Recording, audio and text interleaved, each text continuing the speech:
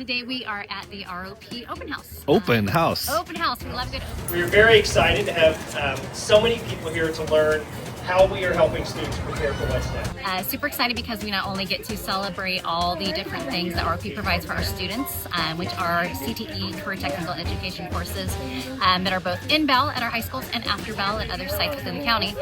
But we get to see students, we get to eat their baked cookies, I believe, later. Hi! So today we're at the Coastline ROP open house and we're all kind of showing off our talents. So we have 3 students there, 2 from ROP after Bell at Creekside, and then we have 1 from Northwood, both advanced courses. So this is the pesto with tomatoes. We have tostadas with crema and queso fresco, actually cotija, and pesto and tomato crostini. Oh, sounds delicious. Oh, and this delicious butterscotch Bodino.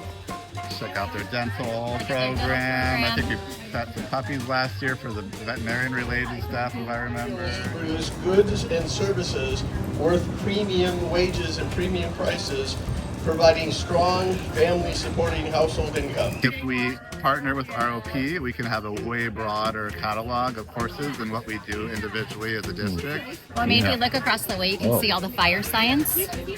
So you see the actual fire science office that they were to practice all the different kind of work-based things that they'll need to do as firefighters. I've seen them doing the hose activity out here sometimes, so that's really neat. I think a lot of the work-based learning, hands-on experiences. EMT is sort of the certs that that they can offer that are uniquely ROP and all that kind of cool stuff. So here's a map. We got public safety over here. There's animal science, dental, medical, culinary, and other services and skills that students are learning. I think too, I reflect back when I took an ROP class growing up in Orange County with small business management, and at the time I had entrepreneurial ambition and writing out a business plan, going and meeting business people. Thank you for your service and leadership.